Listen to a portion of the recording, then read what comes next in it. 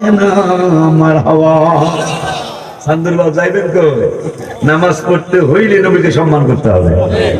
সালাম দেওয়া ছাড়া নামাজ হবে হবে হবে না। এখন মসজিদের কথা শুরু করছিলাম। মসজিদ বানাইলেই বোঝা যায় বলার এই লোকটা আমার আল্লাহকে রসুলকে অনেক ভালোবাসে। এর মধ্যে দুষ্টমিও থাকতে পারে। বলে হুজুর প্রমাণ হইল আল্লাহর কোরআন 10 পারার 11 পারার 3 পৃষ্ঠার প্রথম আয়াত সূরা তাওবায় আলোচনাটা আসছে। তাফসীর করে দেখবেন, তাফসীর লাগবে না, বাংলাটাই পড়িরা দেখবেন বাবা। কারণ আজকে তো বাংলা পড়িরাই বড় ভেজাল লাগছে, বাংলা পড়িরাই বড় ভেজাল লাগছে। সরি কিতাব বুকের সরি কিতাব, ছোট্ট ছোট্ট কিতাব বগলের নিচে দিয়া এই রসুল্লাহবাদের রাস্তায় ঘুরে আর কয় হাজা সহি হাদিস। কথা কন নাকি বগলে দিয়েছে সরি একটা কিতাব এই শিখুন এই সরি কিতাব এটা সহি হাদিস। আমার ওটা বলে সব গরিব হাদিস, হ্যাঁ ওটা সহি হাদিস। আল্লাহ যাদেরকে হেদায়েত দান করে।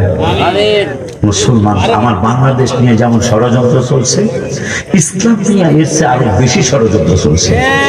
আপনি দেখেন যারা আজকে বেশি বেদাত হারামের কথা বলতেছে, বিশেষ করে উত্তরবঙ্গের আলেমগুলা বেশি বেদাত হারামের কথা বলতেছে, আর যুবকরা তাদের কথা শুই না পাগল হয়ে নাচতেছে।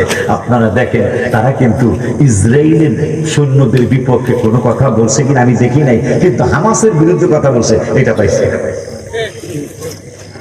এই আহলে হাদিসের ভাইরা, আমরা বোঝা অসম্মান করলাম না, এরা দেখবেন ইসরায়েলের বিপক্ষে কথা বলে না, কিন্তু মুসলমান যে যোদ্ধারা আছে তাদের বিরুদ্ধে কথা বলে।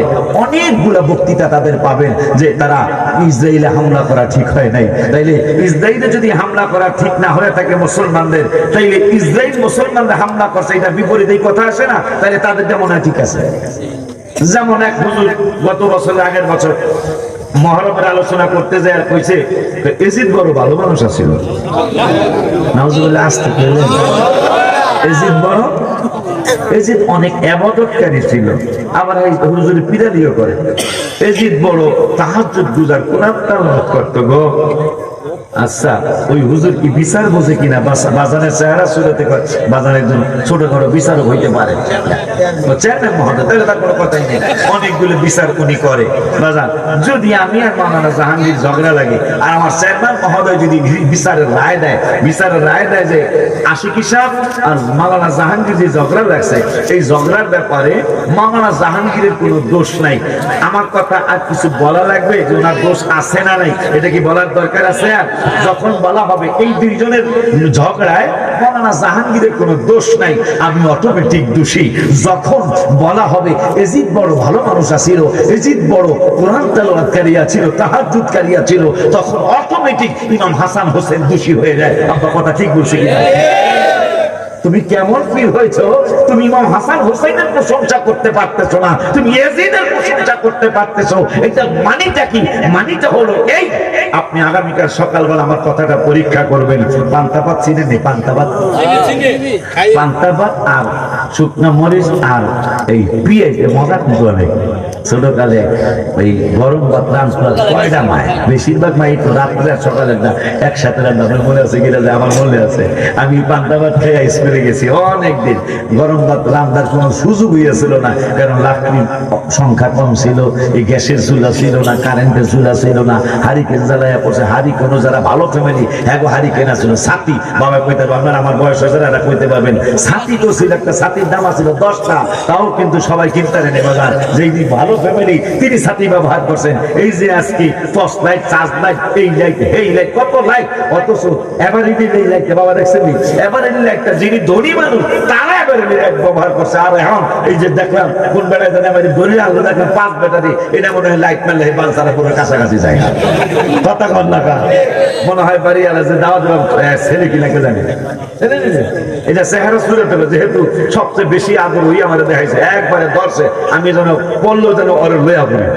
হ্যাঁ এরকম করে দেখো, তুই তো দরকার দেখি হালকা করে ও দরজা করে আটকে আছে।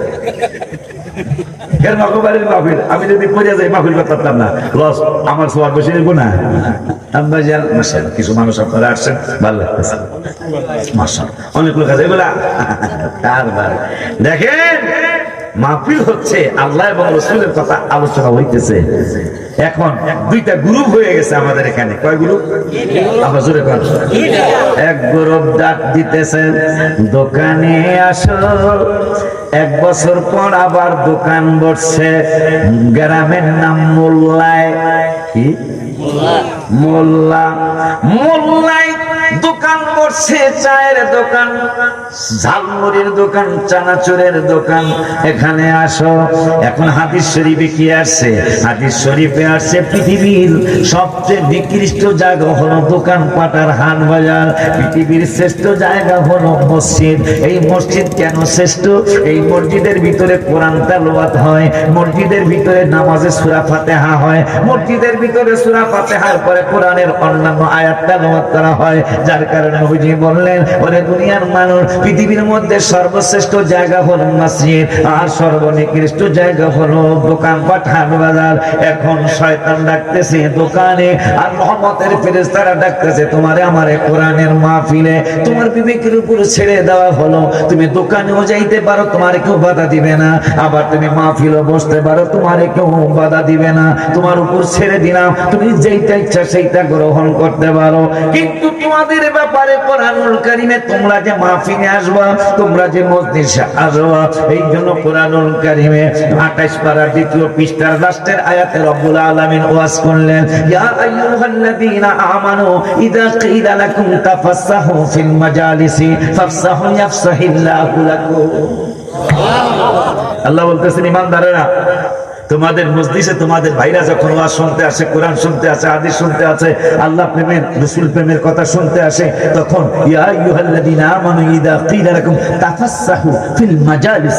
মজলিস তো অনেকেই বোঝেন, কোরআনে আছে মাজালিস, এটা আমরা বাংলায় মজলিস কই। মজলিসে যদি তোমাদের ভাইরা মজলিসের ওয়াজ শোনার জন্য আসে, তাদেরকে জায়গা করে দাও। আল্লাহ বুঝাই দিল, মাহফিলে মানুষ আসবে, তোমরা জায়গা করে দিও।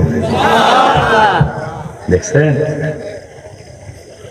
আব্বা জানলেন আমার, এখন যে কথা দিয়া শুরু করেছিলাম ওই কথার কাছে আবার চলে যাই। মসজিদ বানাইছে নবীজির জামানায়। কার জামানায়? নবীজির জামানায়।